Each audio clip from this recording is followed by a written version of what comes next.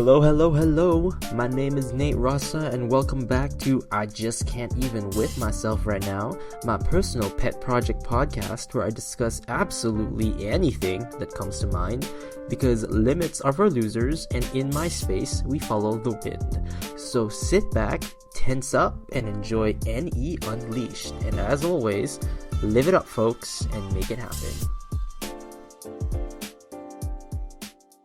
Good morning!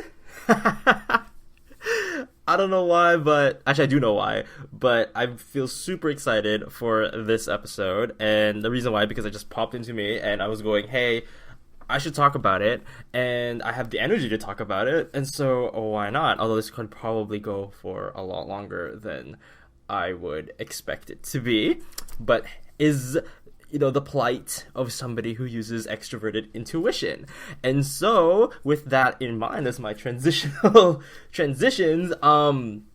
topic today is extroverted intuition. So, what about extroverted intuition? Like, NE is how the type folks like to call it. And what about NE that's so fascinating or so awesome? What is the truth about NE? How do we strip apart, like, the ridiculousness of NE? There's a lot of things that's going on, and what exactly is it, right? So I'm gonna start it off as much as I'm trying to dial down my excitement, because it did come on to you guys a little too strong that first hit. But so extroverted intuition is, the whole idea about it is generating ideas, generating or being acutely aware of possibilities, potentials of everything and around them. This could be in the form of what ifs, like what if statements, what if questions that kind of pop up a lot. Curiosity tends to kind of come up from NE. There's a lot of it's this constant need to explore. So remember when I talked about introverted intuition in the previous episode, where I talked of it as seeing the ocean. So NE is a little bit different, or quite different. NE sees just the sea in front of them, the sea behind them, the sea on their left, on the right. They see a never-ending horizon of constant just activity of everything, and it's always growing. It's an expansive function. It's divergent in nature, so it'll always spread out. And I think people who don't have this as a function, either in the top two slots of their stacking, tends to kind of see it, tend to find it really confusing and very odd and kind of unbearable, which I totally understand that I can definitely come off like that. But with NE, like this expansive nature, it's kind of why and how we live, like how I kind of like navigate through my life. I share this with extrovert sensing, actually, because I remember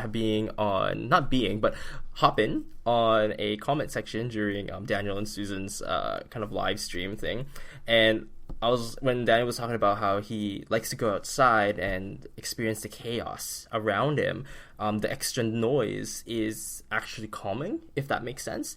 And I totally agree. Like with me, I completely relate to that. If I wanted to relax, if I wanted to calm down, I wouldn't stay at home. I'm going to go out and experience the chaos that's going outside. I don't necessarily get super, super involved, let's say, like compared to an SE user, but at the same time, I derive my sense of tranquility from it, and my brain starts thinking. So a big example of this is when I'm driving, I like to keep the music on. Sometimes really loud, sometimes not so much. And the reason why I do that is because there's so much NE going on in my brain right now, and in that moment, that it's really, really hard for me to maintain focus onto the road if I don't have something else feeding off of it or taking pieces of it, because there's so much already. I do not want an overflow, because the overflow will suddenly overflow and leak onto the wrong thing. And if I do that, then of course I could get in an accident, which is not ideal at all. So putting on music, turning on the windows, getting all these distractions happening actually serves to get my NE to expand itself, to stretch itself very thin, so that when it's like that, I don't feel so overwhelmed about what it is I am trying to focus on, which is basically the task of driving from point A to point B. I don't know if other ENFPs kind of go through this, but I can definitely say as a dominant, as an any dominant, like this is kind of how I live. Like this is my life. I see any object and it bursts into potential. So I'm often seeking out, not really seeking out, but I'm just often kind of looking at everything as if it could do something else all the time.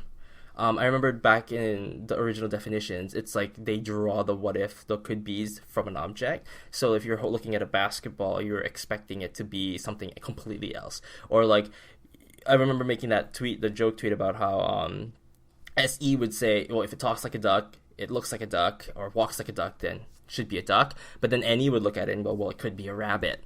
And it's literally that completely disconnect from reality. By allowing, it's unlike NI though, by distancing itself from reality. NE's distance from reality is almost like willingness to be open to the possibility of something that's not even likely, and it's fine with that. And I think that's what makes it unbearable and annoying to other people who definitely don't have this as a valued function. It can come off annoying because other people are realists. Other people prefer to not deal with that. Like it sounds like a waste of time to have NE. And I would agree, actually. For the better part of my childhood, it was quite, I would say, interesting growing up because we're very hyper curious, super energetic, but at the same time, we're like really bad practical wise, like application wise, we're almost like really, really dumb. And unfortunately so. So, but at the same time, NE is actually, I would argue, incredibly useful. And the funny thing is I'm only saying that now when I'm older, once I guess as an ENFP, or once things have synergized with the other functions, have anything as it matures. I think that NE in its infancy is particularly very weak. That's definitely for sure. I really think that there is... It's not like NI where it has to stop and observe. It doesn't do that. It observes as it moves around, as it swims through the chaos. So for any DOMs, any auxes even, and maybe even any tertiaries, y'all flexors out there, when we swim through the chaos, we have to. We cannot find another way. We cannot utilize another way until we use any in order to figure it out. It's unfortunate to some extent because, I do envy SE and NI users in this case because they can just do what they want to do. They let time, and when they say let time dictate them, it's more like they dictate when the time needs to happen, like when the moment needs to happen, they need to just like act and go for it. For us, it's not like that. We have to go through time to learn. We have to go through time. We have to age. We're really not the type of people who are absolutely amazing on the first hit. It's a thing where we need to take a moment and actually, let's say, consume more. And I remember making videos on YouTube where was like advice for fellow ENFPs: you need to consume more NE. Our brains, I would say, are probably naturally predisposed to being vacuums, like being empty spaces. That's just gonna constantly absorb all this, information at a quick pace. And why is that? I think it's because of that whole potential and possibility kind of fixation. We are generating the chaos. I compared it to the intuitive version of kinesthetic learning, because we can't just take a subject and be like, oh yeah, this is the one. I have to go through the subject. I have to go through I have to create all the problems about the subject. I have to explore every single possibility, and then I can finally give you a conclusion of what, let's say, my opinion is on the subject, or what like an educated guess is, or what really is my solution even at the end. It has to be fully fleshed out through it. And it sucks too because I don't even have TI, so it's just going to be really difficult for me to even like settle, even because I don't usually sit around long enough to settle. But when I do, the moments that I do, goodness gracious, it's fun, it's great. But like the moments that I don't, it's not easy. So like I was saying with the function of NE, to make it more realistic for the folks out there who don't have it, yes, it's actually a glorified guessing function. And I know other ENFPs and ENTPs might find that kind of offensive or insulting even. Like, what? I don't guess. I do like a lot of my work. I'm like, yes, but that's you using your, or Okay, I'm assuming that you're synergizing it with your other functions to get to that point. NE as a isolated function is drawing what ifs from an object, which translates into reality as a useless function. That's literally the harshest truth I can drop down from this. And the sooner you understand that, the sooner it actually starts to all make sense, because NE becomes more creative afterwards. And why do I say that? Because I've lived it. As an NE DOM, knowing and feeling how kind of hard it is to kind of put in, but put your powers into good use if it comes off, and especially as a feeler, it's like you kind of fit into relationships, but you also are like a horrible advice giver at the same time, because you don't actually know. You're just dropping NE bombs, hoping that it sticks, or in this case, NE bullets. Another thing about NE versus NI is that we have infinite bullets, but we're not necessarily accurate. So we shoot thinking it's gonna hit at least once, but we have infinite bullets, so we don't have to worry. Like, that's why a lot of NE users do not give off the vibe that they're worried, because why should we? Like, why should we be worried when we can constantly keep generating the possibility that it can still work? Even if it's 1%, we're still going to push it. But other types aren't going to do that. They're going to focus on that 1%, and they're going to be like, you know what? It's not likely. Let's not make it happen. And let's say this is going to transition into why I think NE can be useful. I've learned that growing up and how I've experienced and dealing with other types and being more acquainted with other functions in the form of other people, the NE gets a little bit better, if that makes sense, or gets a lot better, because I've had people actually come up, and not physically of course, but they've commented about how they find my NE extremely powerful. Like, they find my guesses kind of oddly accurate. And that part to me kind of freaks me out, because I've convinced myself growing up that I am always going to be wrong, because I expect that. I put that low expectation on myself so that I can let my NE run completely free, let my NE run completely wild, and I don't have to worry about anything else about that. But when people start mentioning things like, oh, your NE is actually incredibly accurate, like your guesses are on point, and it has me thinking, how? Why? How does NE can become accurate when I'm merely guessing? When I'm merely playing around is how I see it. And the example actually I'm going to say is, for example, when I did a thread on Twitter called, the elements thread, where I tried to guess your existence, your persona, your personality, using only elements from the Avatar series. The Avatar Last Airbender series, the beloved series, about a boy who can use all 4 elements of water, fire, air, and earth. So you having people like come up and then asking to be typed as such, I decided that, let's exert some NE and let's go for it. Let's look at this person, see the potentiality, the possibility of who they are, and apply it to an existing system. And what was interesting is that people have been finding it really odd that my interpretations tend to be incredibly good.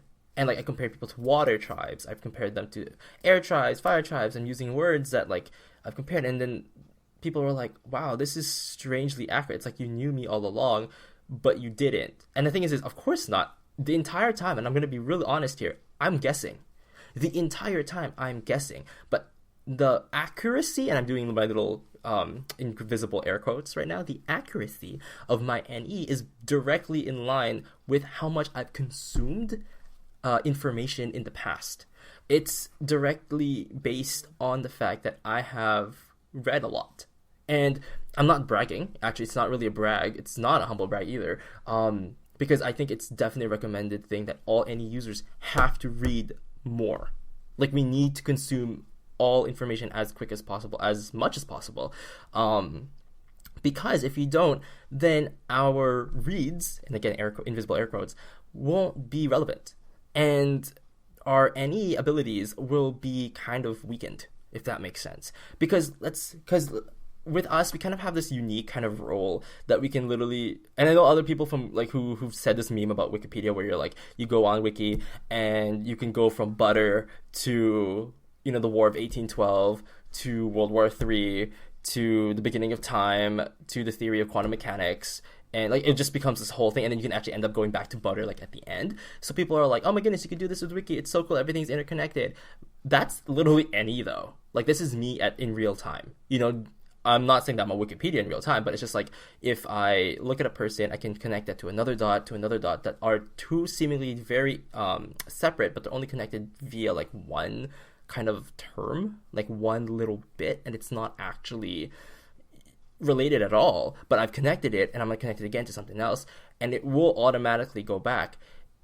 To people who don't have this as a valid function, I think they get very shocked. They're like, oh, wow, that's so weird. And it's also very exhausting. Like, it's an exhausting function to keep doing. And the thing is, yes, to you. it is. But when you live it, like, as an NE Dom, and this is your life growing up, and this is all you've been doing, it's not exhausting at all. You just get used to it. Like, people who are FE Doms, who can't just turn it off, who just constantly be absorbing the moods of everybody around them, to the point where it's bothering them when things do seem out of place. I have the kind of a similar thing when my NE, because I've been using it all my life. I don't ever have that problem.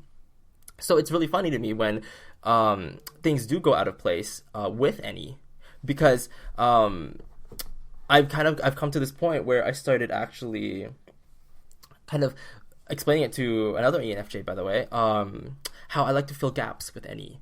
And it's kind of like a weaponized assumption, if that makes sense. And I will explain, actually, what a weaponized assumption is. And we all kind of understand educated guesses, hypothesis, all those things or estimations that's based off of really solid foundations. My version of weaponized assumption is a term that I just made up right now.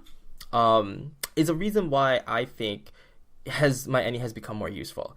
And why about it is because let's say I'm in a room and I don't know anybody, right? Let's say I'm in a room and nobody in this room I know, and they all start talking, and I'm missing context. Obviously, they have inside jokes, they have everything going on because they've had way more time than 2 minutes that I've been standing in that room, right? So normally a person would just go up and ask, right? A normal human being would go up and ask, hey, what you guys are talking about? Let's have a conversation. Which, granted, I will do, because I ain't against that. But let's weaponize that assumption for a bit with our NE using powers. Man, I'm sounding like a caricature right now. I don't know if it's the coffee. I actually only sipped the coffee. But back to my little image here. By listening to these people, you start filling in the gaps with the context of your own. And you're going to be wrong. Like, let's be 100% wrong, 100% accurate here. You are going to be wrong. And I mean true, actually, not accurate. But you're going to get real damn close. And the reason why I say you're going to get real damn close is because if you're a type of NE user who has consumed so much information, the filling in the gaps thing with your own information becomes really it becomes kind of instinctual. So let's say two people are talking about their relationships, and then one says, oh, well, he left me. And the other one goes, oh, well, that's too bad. Maybe you should try harder. And serious topic, right? The mood's pretty serious. But with an NE user listening, we're going to start dreaming up possibilities in that moment right away.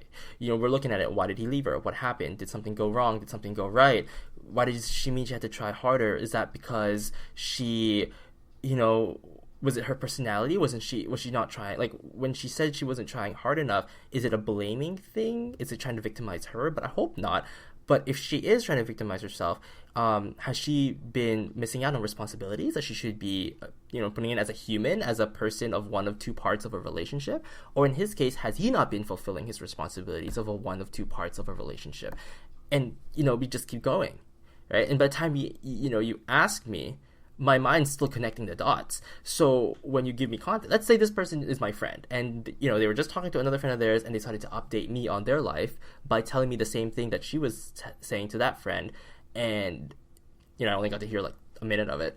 But things start making sense for us as NE users. It doesn't really like shock us if we're wrong. I don't know about other NE users here, but I'm gonna say that for myself. It doesn't shock me when I'm wrong, because I'm not looking at the single point of being correct. I'm looking at the possibility. So is the possibility there or not? It's not if the possibility is correct or not. It's it there or not. So when it's there and it's validated, I go, oh, well, that's interesting. I'll be like, oh, well, keep going, keep talking. And if I'm correct, then I'm correct. But if I'm not correct, whatever you say is going to be inputted into the database for future reference again. And pretty much that's kind of how like the process is. It's a lot of questions that pops in the head, but it's not questions I would say that's like an internal dialogue question, because I don't ask myself the question. I'm asking the imaginary version of you the question, if that makes sense. And a big thing about this, and I was talking about this to an INTJ before, me being in any DOM and being young and absorbing info at like a speed that's absolutely caffeinated. I remember like I would play with toys. Like I would play with, like, my mom used to have like a bunch of Beanie Baby toys, and I'd have them all out. And I started playing with them and started giving them problems. I started, like, I wouldn't like to use like the term playing God, but I started playing as if they had like marital problems. One was having sibling jealousy or sibling rivalry. One was going through a divorce. One was going through like relationship troubles. One was being lonely, for being alone. The other one was, just struggling with finding a job.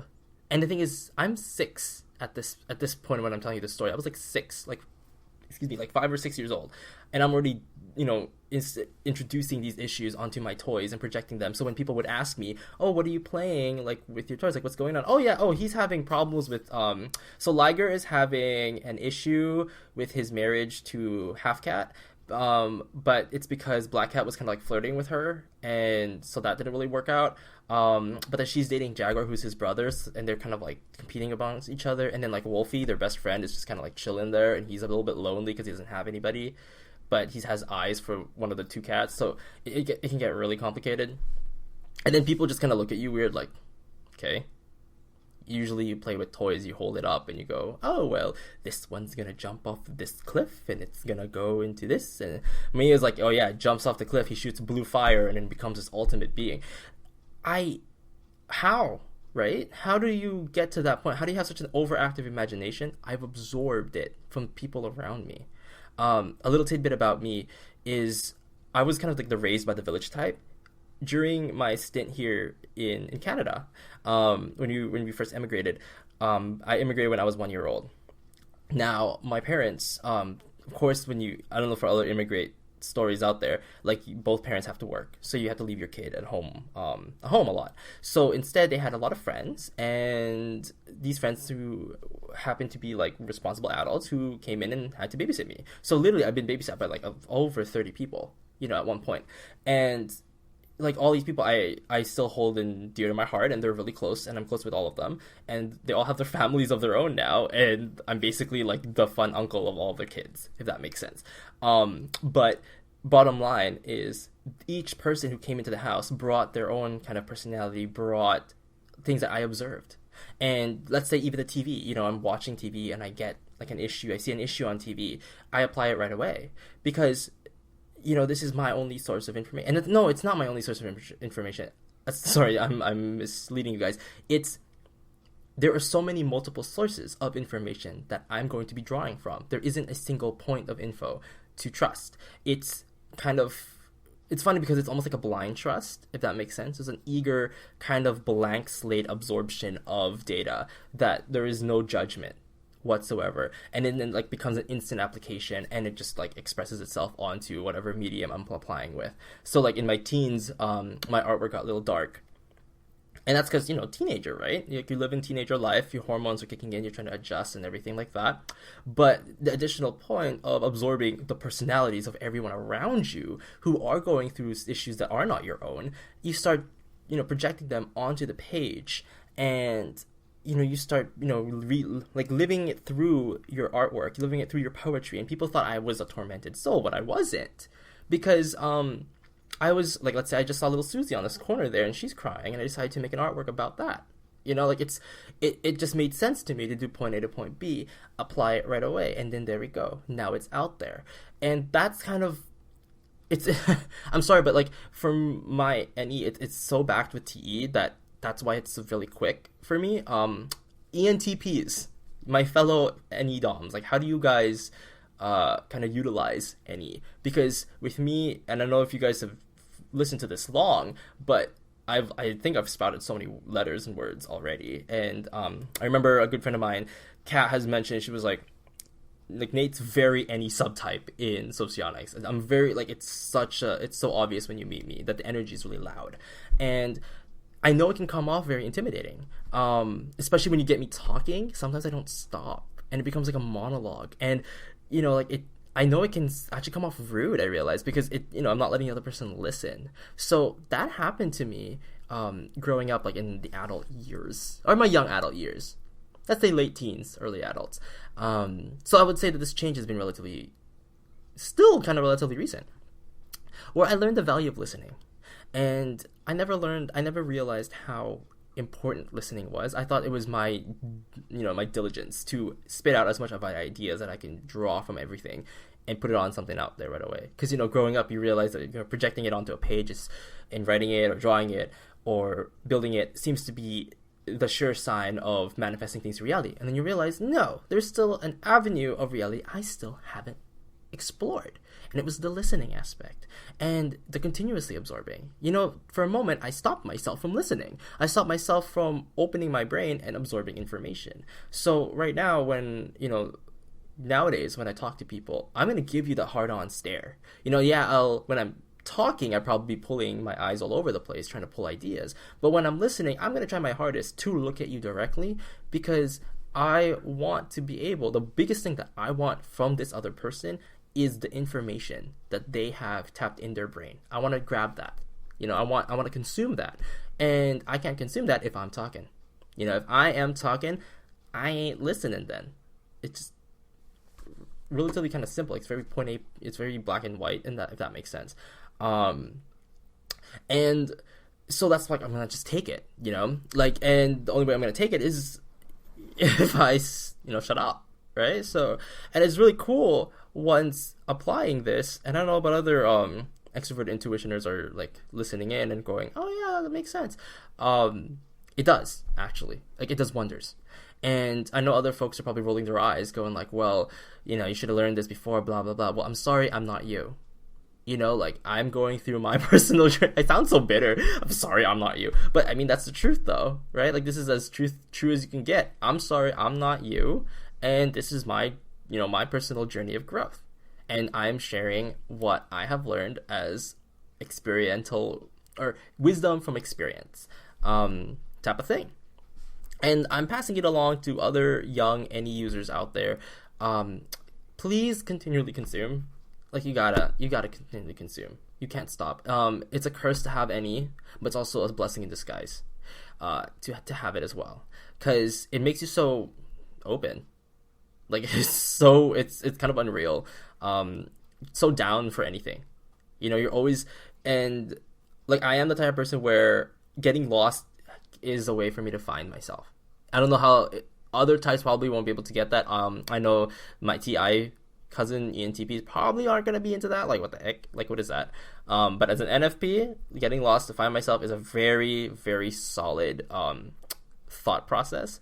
I know with me, like, most of my biggest discoveries have worked via accidental, kind of chanced upon, like, walk-ins. Because I see an alley, or I see like a road that it seems unfamiliar to me. I'm like, hey, let's go through it. Like, what's the harm in that? I'm looking at the possibility. And granted, I'm also a 7, so you can already imagine that I've rationalized that all the way, all the way. And like, what's fear? So that's gonna be a little bit of a fun little kick. But yeah, like, it's definitely something to say. It's something to I know I tried to fit it as much as I can about any. It's the function. It's funny because I say realistic things about it, but I love it. How else do you not, right? This is a part of who you are as a person. I say, even with the rest of your dominant functions, even if you're not an NE dom, an SE dom, an FE dom, TI, TE, whatever, like, this is your, like, you live this, right? Like, that was the first function you latched onto, and now you have it. I don't know, this is the whole advice of learn to accept it. I did. Like, once you learn that this is a part of who you are, and that this is the kind of person you bring to the table, there's a confidence that kind of comes out of that. And I can't deny it in myself as well, because what else is there? I can't, like, I know other NFs kind of like to use the question of like, if you were any other type, what would you be? I actually kind of disagree with that statement or that question, because I don't want to be any other type. I don't actually know how to be another type. I can only fantasize. It's only a fantasy, but the fantasy is not enough. If I had lived it, if I had turned off my NE, I feel like I'd still be looking at SE through an NE lens, and it's not enough. I have to look at SE from an SE lens, which is impossible. So I can't be that type, and I can't fully understand them, which kind of stimulates this need to consume more, because I'm like, oh, well, I need to interview more SE users and like find out what makes them tick. And the same thing with, like other types. Like I have to see what makes them tick. I got to keep going and going and going. So I'm like confused and intrigued. Again, and it's just this loop-de-loop of information. So you guys, thank you so much for listening to me babble about NE. As you can tell, this is the morning, because the energy, the vibe is more happier. So with that in mind, thanks you guys for tuning in. You know where to find me. I really hope you guys enjoy the rest of your good morning, and we'll touch base again real soon. Thanks. Bye.